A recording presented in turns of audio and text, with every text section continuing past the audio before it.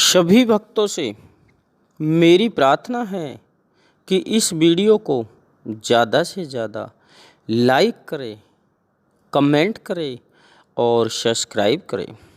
भक्तों, मेरे फ़ोन से लगभग 400 व्यक्ति जुड़े हुए हैं। अगर सभी भक्त सब्सक्राइब करें तो 400 भक्त तो इस चैनल से जुड़ सकते हैं, परंतु न तो कोई सब्सक्राइब करते और न कमेंट करते न लाइक करते। अगर लाइक न करो तो कृपा करके अनलाइक करो, लेकिन करो तो सही। भक्तों, मेरी आपसे यही प्रार्थना है और बाकी आगे आपकी मर्जी है। भक्तों, मुझे एक कहानी याद आई। एक महात्मा ने मुझे बताया था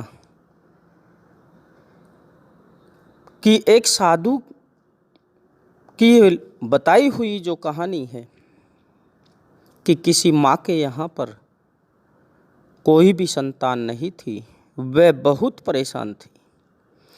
अब एक दिन साधु उनके घर पर आया। उससे दुखिया माँ ने पूछा और अपना सभी कष्ट उनको बताया। साधु ने उसका दुख सुनकर उस माँ से कहा, बहन, आपको बच्चे हो जाएंगे, मगर पहला बच्चा हमारे आश्रम में भेजना होगा।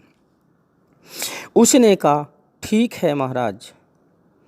महाराज अब भक्त को यह कह करके चले जाते हैं और धीरे धीरे समय गुजरता गया।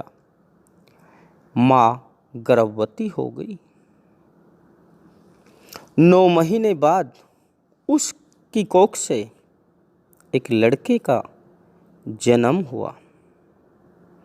जब वह बच्चा 2-3 वर्ष का हुआ तो उसके माता पिता उसे साधु के आश्रम में छोड़कर आ गए।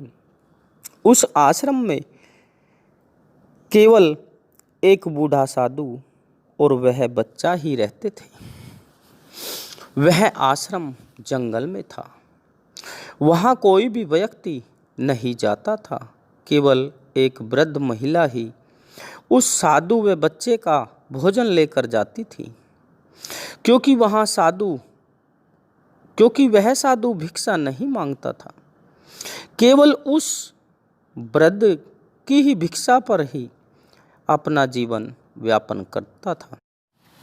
और उस बच्चे ने साधु व उस बूढ़ी माँ के अलावा और किसी को देखा ही नहीं था।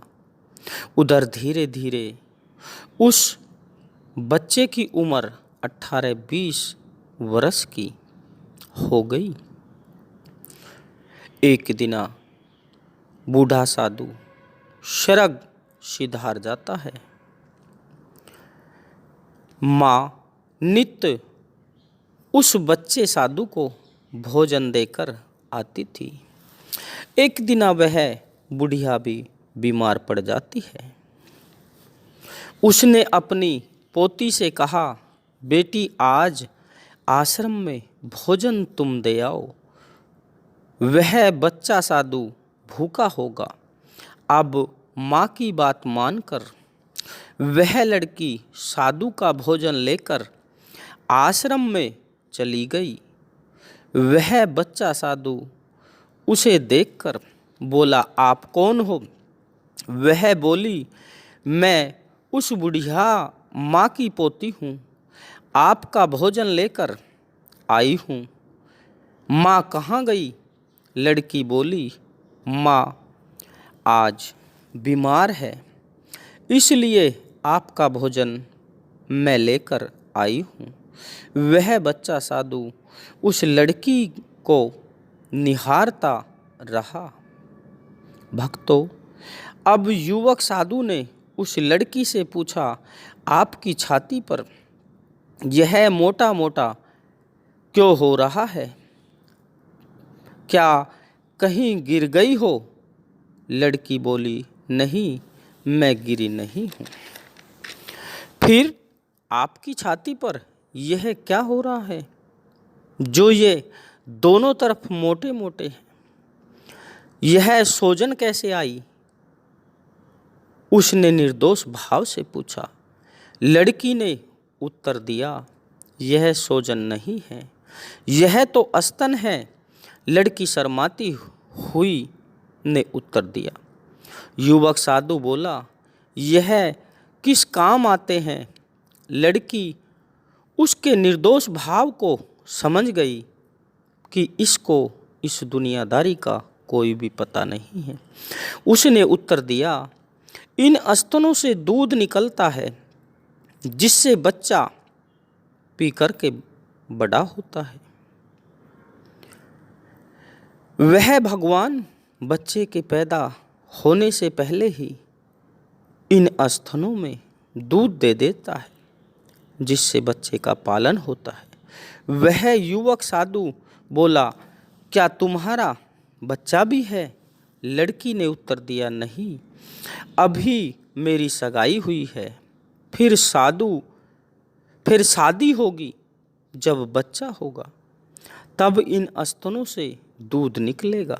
भक्तों, साधु सोचने लगा, बच्चा माँ के गर्भ में आया ही नहीं, भगवान ने उसके लिए पहले ही आहार की व्यवस्था कर दी। जो शादी के बाद आएगा उसके लिए अभी से दूध देने वाले अंग निकाल दिए।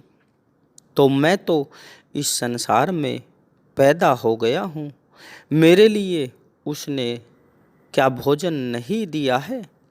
साधु बोला, अपने खाने को वापस ले जाओ, मुझे नहीं चाहिए आपका यह भोजन। जब बच्चे के आने से पहले ही उसने खाने की व्यवस्था पैदा कर दी, मुझे भी वो देगा। मैं अगर उसके बताए रास्ते पर चल पड़ूँ तो वह मेरे लिए भी तो कुछ करेगा। अब साधु उस ईश्वर की खोज में चल पड़ा, अपना तन मन उस सच्चे मालिक में लगा दिया। हे मनुष्य, सबका वही पालनहार है, तू क्यों परेशान हो रहा है? मुर्दे को प्रभु देते हैं, अरे मुर्दे को प्रभु देते हैं कपड़ा लकड़ा आग। जिंदा नर चिंता करे ताके बड़े अभाग। भक्तों, जो ये है सोचता है कि भविष्य में मेरा क्या होगा, उनका ये बड़ा दुर्भाग्य है। आज के पढ़े लिखे अपने को बहुत बुद्धिमान समझते हैं, लेकिन वह अनपढ़ लोगों से भी गए बीते हैं। अनपढ़ लोग जितने निश्चिंत हैं, जितनी ईमानदारी से ईश्वर के भरोसे से मस्ती से रहते हैं, उतने पढ़े लिखे नहीं रह रहे। उनका बुरा हाल है। भविष्य की चिंता करने वाले बार बार सोचो और भय चिंता से बचने की कृपा करो। तुलसी भरोसे राम के, तुलसी भरोसे राम के, निश्चिंत होई सोय। अनहोनी होनी नहीं, होनी होय सो होय। भक्तों, यह कथा यहीं समाप्त होती है। जय गुरुदेव, जय श्री राम, राधे राधे राधे।